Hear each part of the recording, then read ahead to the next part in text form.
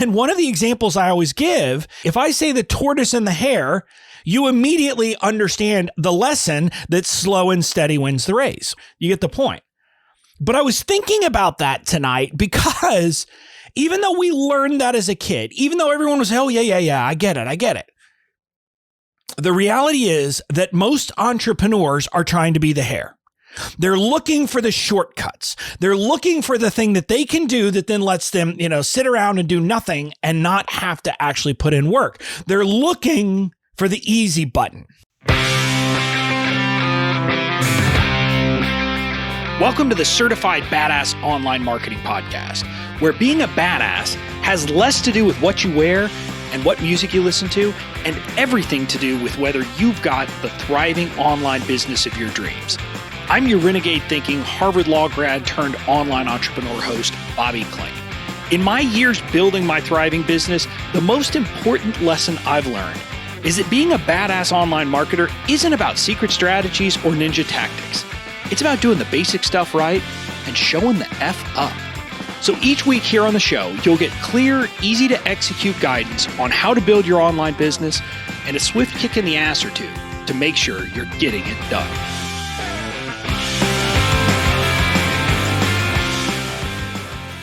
Hey there, welcome to episode 197 of the Certified Badass Online Marketing Podcast. I'm your host, Bobby Klink, and I'm excited for this episode because we're continuing our path down the line of what it takes and what it means to be a serve first entrepreneur. So this is the Serve First Way series. I think this is episode 7 in the series. And in this episode, we're going to be talking about how taking the serve first approach is about the long term over the short term. And what I'll tell you is there's a couple of pieces here. One, it's about you taking a long-term view and not wanting the easy button, but it's also about having kind of long-term benefits versus short-term benefits. So that's what we're going to be talking about today. Now, if you're just tuning in to this episode, and this happens to be the first episode you've listened to, stop. Like I said, this is the 7th episode in a series of 8. So next week will be the last episode, but go back to episode 191 where I began this Serve First Way series because the concepts we're talking about are building on each other. They're kind of, talking about a similar theme and understanding all of these different shifts that you need to make in your thinking, in the way you approach entrepreneurship, and the way you approach building your business. It's kind of a mosaic, I guess, and it all fits together. So you're going to want to catch the whole series. Now, again, this episode, we're talking about kind of the time horizon and thinking long-term, not short term. And before we dive in, I'm going to invite you, if you haven't yet, to get your spot in my absolutely free program called Badass Online Marketing University. Now, this is not a marketing ploy. It is not a gimmick. It is not a trick. We decided in my team to take online courses that most people would charge thousands of dollars for each course and put them all in part of what we're calling Badass Online Marketing University and give it away for free.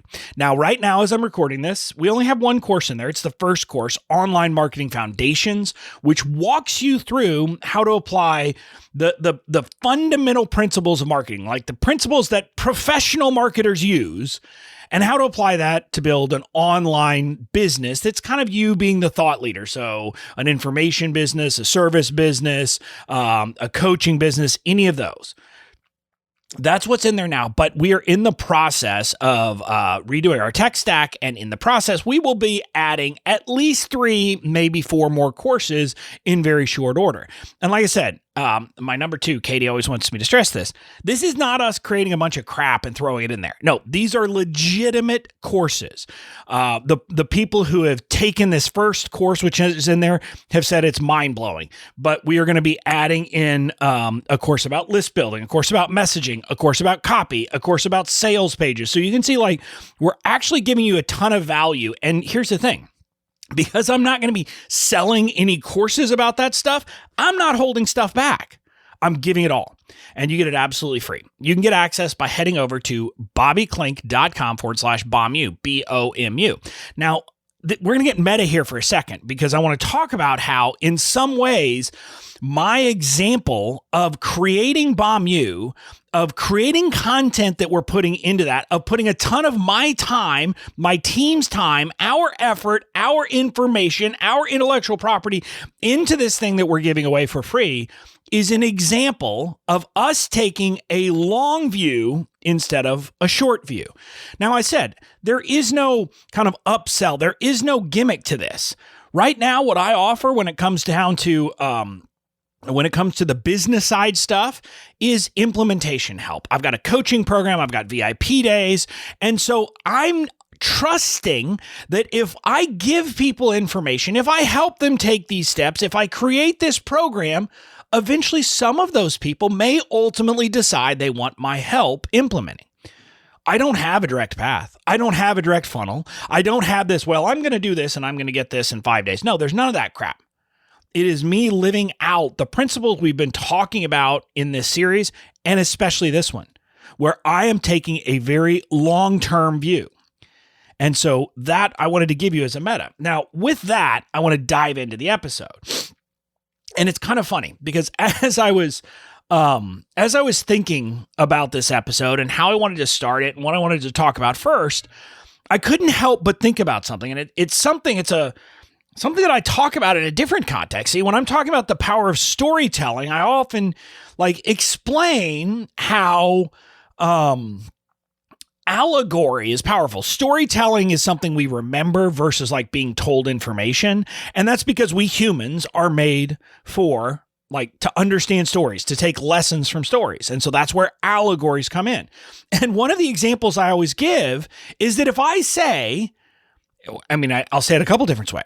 One way is if I say the tortoise and the hare, you immediately understand the lesson that slow and steady wins the race. Or if I say slow and steady wins the race, you immediately think of the tortoise and the hare. You get the point. But I was thinking about that tonight because even though we learned that as a kid, even though everyone was, oh, yeah, I get it. The reality is that most entrepreneurs are trying to be the hare. They're looking for the shortcuts. They're looking for the thing that they can do that then lets them, sit around and do nothing and not have to actually put in work. They're looking for the easy button. And we've been taught from early on that that's not the way life really works. But yet in business, we're trying to do it. And what I'll tell you is then we get these messages where people will tell us, oh, well, you shouldn't think of, that your success is tied to how much you work and all those things. And look, I'm going to agree with you that at some level, we don't want to be trading hours for dollars. But the problem is that these people are giving you this message without the context. And what I mean by that is that when you get to the point that you have a thriving business, you don't necessarily want to build it based on trading hours for dollars. Now, I don't have a problem with that. I don't believe that trading hours for dollars is a bad thing. If the rate at which you're getting paid for your hours is a good rate. But more importantly, them people giving this message, I think, has distorted things because, look, we just have to be very honest. We human beings naturally want the quick fix. We want the diet pill instead of the diet. We want, the very short period of time instead of the very fast period of time. And so that's what we're doing. And so what happens is we look out in the business world or in kind of whatever space we're in, and we're enamored by the apparent overnight success of people. And we'll see people say, and people say, well, they came out of nowhere. And the reality is it's just not true. Most times it wasn't overnight. Most times, the overnight success author, it was their 10th book. I've forgotten which singer it is, but I think there's a singer. I think it's the woman who sings Fight Song.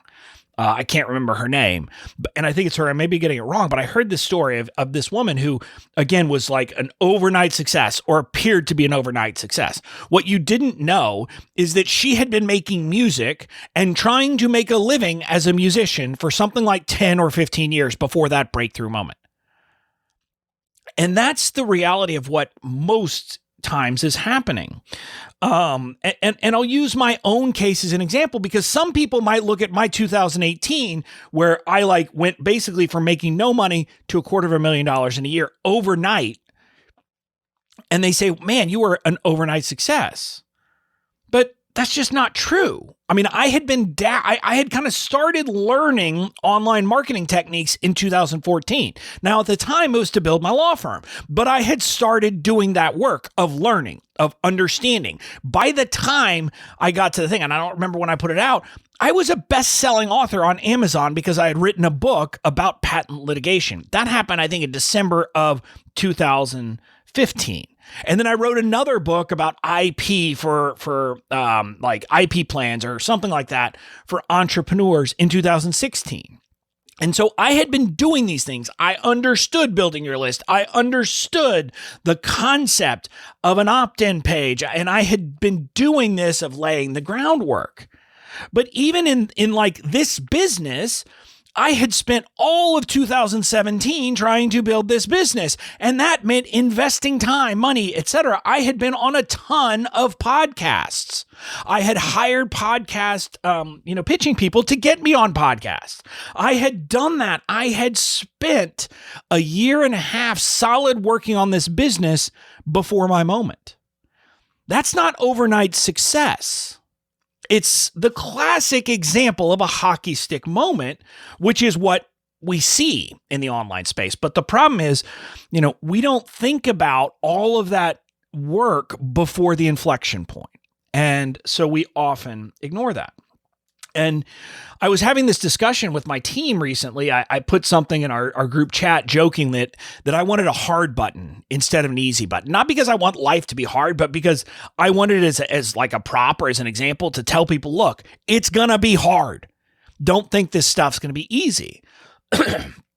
And one of my team members, Shelly, mentioned, because she'd had a business before she came on to work with me. And she said, one of the things I wish I had known when I entered the space was that so many of the entrepreneurs who we see today who are successful, they had tried other businesses first that didn't work, or that had minimal success or whatever. And her point was, for a lot of these people in the space who people look up to and say, oh, look at them, they're crazy successful.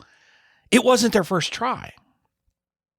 Again, I can think of people, and I can just think off the top of my head, many of my mentors, they started doing something else. Now, it was in the online space, but for example, I can think of Amy Porterfield. She started by teaching social media and then Facebook ads, and you just think about all these things, and you can think of people who have moved along their path, and it's not kind of a straight shot. So that's part of what I want to tell you is that we need to be thinking along those terms, that the reality is the people that you look up to who seem to have these wonderful businesses, for the most part, did not build a wonderful business the first time. And again, in my online business, I didn't have like a completely different pivoted area. I still do the legal stuff and the business stuff, but you could say that this is my second business because I had my law firm. And so I had been doing business work, understanding, trying to build a business, marketing, et cetera, since 2014.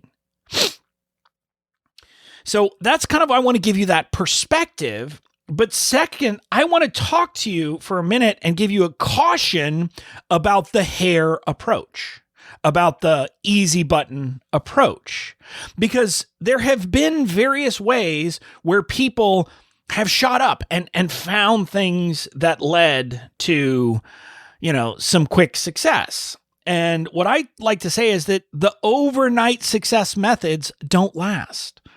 And we could think about all of these things and what again, I don't want to get too geeky, but yesterday, the day before I'm recording this, I was talking to my friend, John, who is, I went to law school with him, but he never practiced law. He went into finance and he works at hedge funds, and he works in what's called arbitrage. And arbitrage, basically, to put it very simply, is where there's a mismatch in the market, where there is an opportunity that people have not taken advantage of yet. So if you use it, you can kind of, make some money.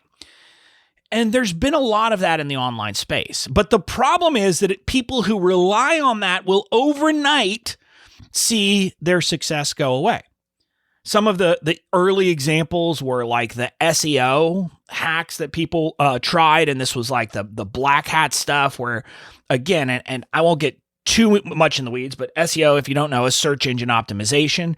And early on in the early days of Google, and I say early, I'm not even talking early, but say 2010 to 2015 or so, their algorithms were pretty simple. And so you could game the system. You could game the system by doing things at various times, by stuffing your blog post with words or whatever. So this is why, like, when I was starting my law firm, literally consultants would tell you to put a footer with just a bunch of keywords you wanted your site to rank for. For example, for me, Washington, D.C. intellectual property attorney. It's like, in text that people aren't going to read, but you're putting that on your page. So there were things like that was about, stuffing words on your website, on your blog, et cetera, to make you rank for that word. And then there were things like buying backlinks and trading backlinks. So one of the ways that Google ranks stuff, it says, hey, is this a popular site? Is it popular for this issue? And so links matter. And so there were link farms. There were all of these different ways that you could literally just buy people putting a link to your site on your page. And early on, candidly, with my law firm, I did that until I was like, wait, what in the world is this? When I recognized what was happening. But the thing is, what I want you to get is if you use these things, it worked for a while, but then Google figured it out, changed their algorithm, and your traffic went to hell overnight. So if you were relying on these black hat tricks, these shortcuts to try to build your web presence, maybe it worked for a year and then it was gone. And people who built their entire business on that had to deal with it.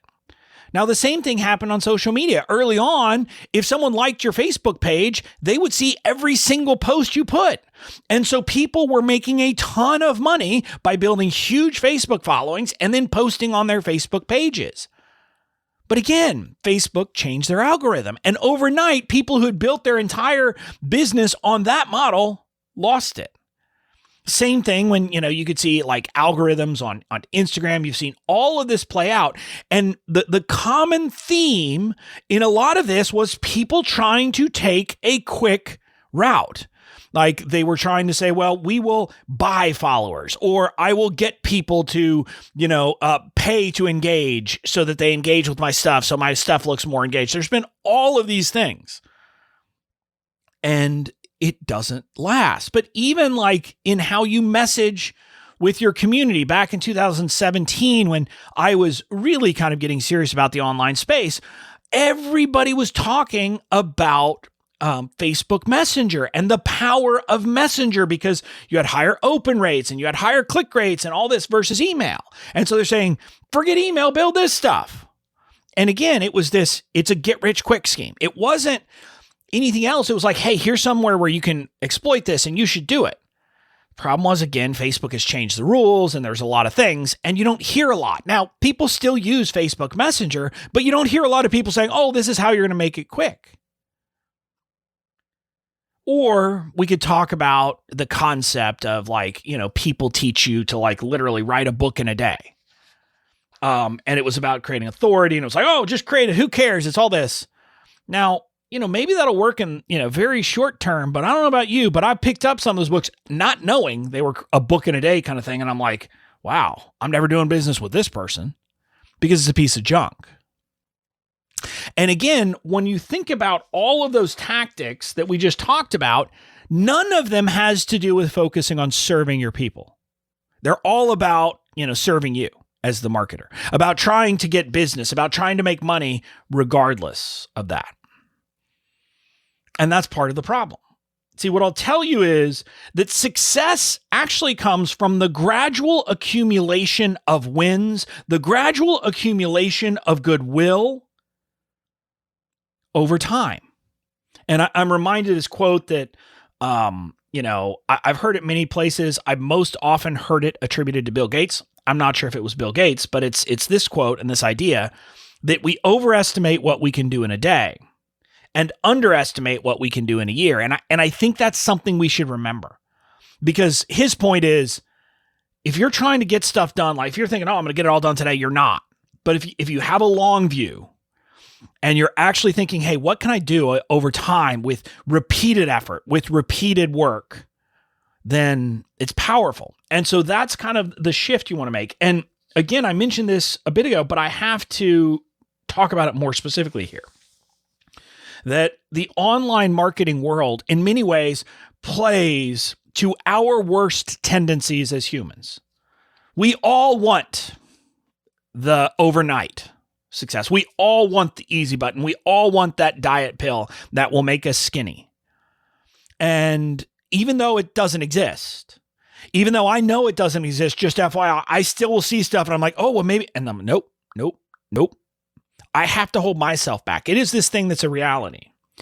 And in the online marketing space, it's become a particular problem. And, there's some reason behind it, which comes down to, there's a notion that when you're kind of in selling or in direct response marketing, which is what most online marketing people are using, they're not using holistic marketing. It's just the sales piece of getting you to convert.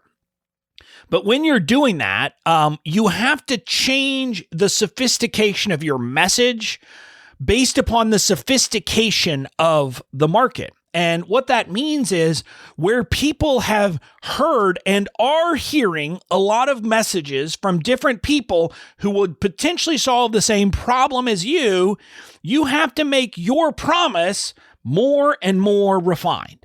So you don't just say, I'll help you lose weight. You say, I will help you lose weight by doing this. So you give them the specific way you do it. And then you even go even further than that, and you say things like that you will, do it in a certain limited period of time. So this is the kind of thing that what's happened is the online marketing space, the people offering solutions for online marketers to build their business is very saturated.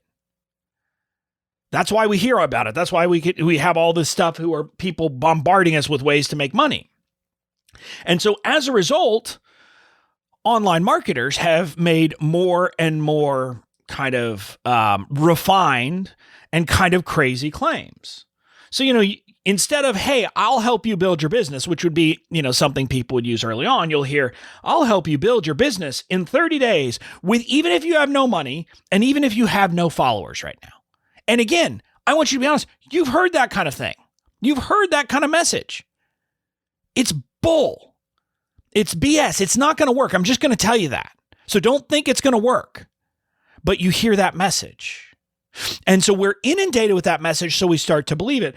And then we have companies that start doing things like, and again, I think it was meant, I don't think these questions were meant as a problem, but I think back to, some very successful podcasts would do things like, hey, if you had to start over and you had none of your resources, none of your business, just the knowledge you have now, what is the thing you would do in the first 7 days? Or people saying, hey, if you had to start from scratch to build your business in 30 days, what would you do? And these questions, I don't think are meant to be causing the problem. They're meant to basically get people to identify the most important first steps. The problem is that people hear it and hear a suggestion that you could realistically expect to kind of get a lot of bang for your buck in 7 days or 30 days. And I'm here to tell you, you can't. Now, could I potentially get started building a business in 30 days? Well, of course I could. Because I have a lot of knowledge, because I have a lot of this in my head. But even I wouldn't have money in 30 days. I just wouldn't. And I was kind of thinking as I was thinking about this episode of a classic scene from There's Something About Mary. Now, if you haven't seen the movie, you definitely should. But Ben Stiller at some point is driving and he picks up a hitchhiker. And the hitchhiker asks him a question. He says, well, are you a salesman? And Ben Stiller says, no. And the hitchhiker says, well, I am. I've got a great idea for business. You want in? And it leads to this discussion. And the discussion is something like this, which is the guy says, well, you've heard of 8-minute abs? And Ben Stiller's character says, well, yeah, of course I have. Because 8-minute abs was a big deal. It was like an exercise like, hey, here's how you're going to get fit in 8 minutes. And the guy says, I've got a great idea. 7-minute abs. He says, think about it. You go into a video store and you got 8-minute abs, and right next to it is 7-minute abs. Which one are you going to buy? And Ben Stiller says, well, of course, the 7-minute abs. And then at some point he says, like Ben Stiller says, but what happens when someone creates the 6-minute abs? And the hitchhiker gets all mad. No, man, you're not listening. It's not 6-minute abs. That's crazy. You couldn't get results in 6 minutes. It's 7-minute abs. But I thought about that scene because that's kind of what's happening in the online world. We're being promised 7-minute abs, 6-minute abs, 5-minute abs, 4-minute abs. I mean, it's just getting ridiculous. And they're trying to make you believe it. The problem is that I'm simply here to tell you, just like it's ridiculous to think that you could get fit with like 5 minutes of exercise a day, it's ridiculous to believe that you're going to build a successful business using the overnight success BS that they're selling you. You got to be the tortoise, not the hare. And I mean, that's about you. And what I'm going to tell you is that this is what serving first or being a serve first entrepreneur is about. It's about recognizing that the shortcuts, the tactics, all those things, first of all, they're not going to work. But second of all, they're not about serving my people. Because serving takes time, right? Letting people get value from you doesn't happen, boom, overnight. It's not like they get in your world and they immediately buy a $2,000 product from you, which again is the kind of thing that a lot of people are suggesting, whether it's the launch model or the evergreen model or anything else. They're like, well, get them in, get them to a webinar, and then they'll buy a $2,000 course from you. And I say, BS. Very few of them are going to buy. And it doesn't give them, honestly, enough time to make a decision about what's right for them. See, serving is about, letting your customers, letting your audience have the time they need to make the decision. It's about taking the long view. And I'm telling you this because you need to have commitment to this. I'm just going to say that if you listen to me and say, Bobby, I like what you're saying. I want to be a serve first entrepreneur. I'm going to take this serve first way to heart. I'm going to do the things you're saying here. I want you to understand you're going to be tested. You're going to be tested because it's going to take time for serving to work. And you're going to see people promising you that they can give you success overnight in ways that in your heart aren't serving your people. In fact, are the high pressure sales, the stuff that's about forcing people to make a decision that's not right for them, that's about you, about your need to get money, not about their need and how to serve them. And you have to be willing to stand to see those like challenges, to be presented with those temptations and to say, no, I'm not going to do it. I'm not going to take a shortcut. I'm not going to try these things that don't serve my people. I'm going to focus instead on serving my people. And what I'll tell you is when you're willing to make that commitment, here's the beauty of it. Again, and I can just tell you, the BS promises that you're being sold by the folks telling you that you can build a business quickly, they don't work.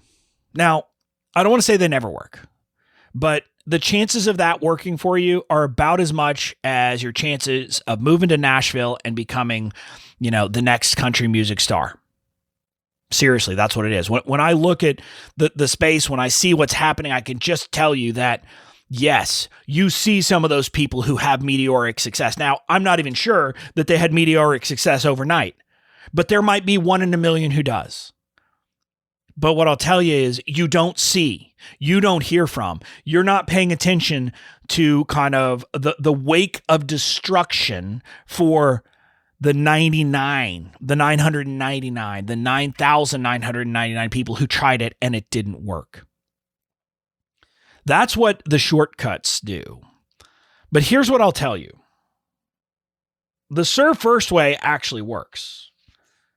The serve first way, now, if you do it, if you say, I am going to find my people. I'm going to understand my people. I'm going to put their interests first. I'm going to think about them. I'm going to, take a long view. I'm going to do all of these things.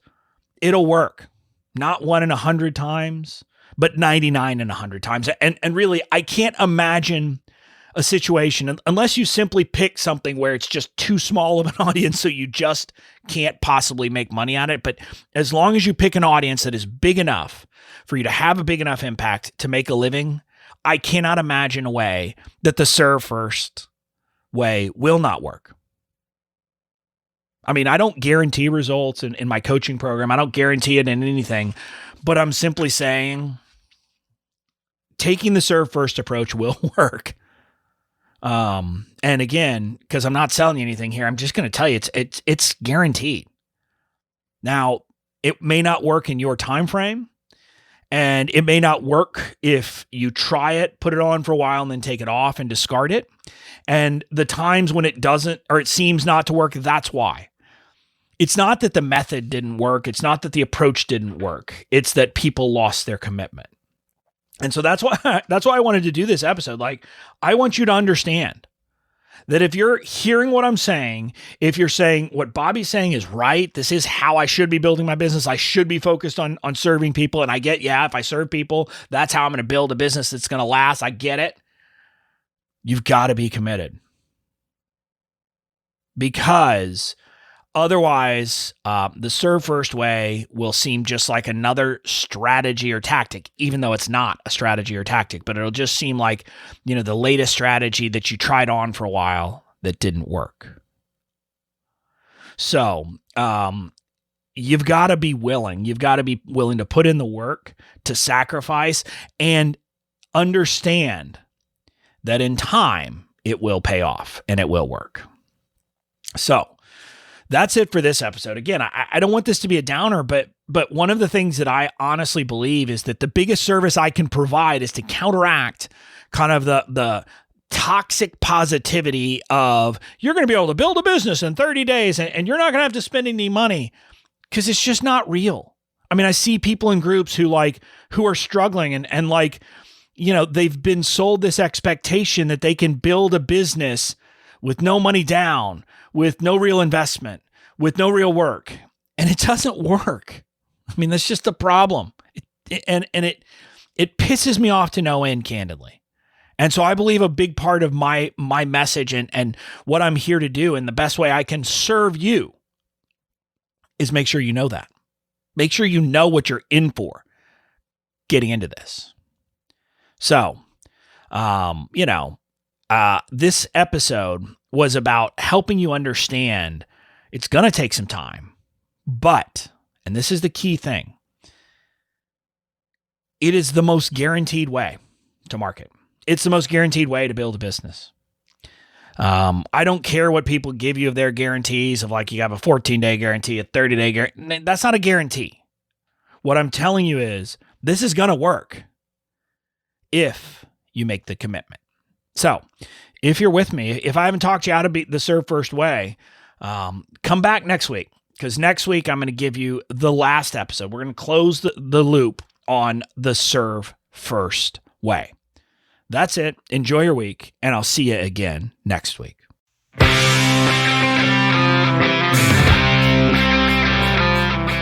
That's it for this episode of the Certified Badass Online Marketing Podcast. Make sure to tune in next time. And in the meantime, go out and build the badass business of your dreams.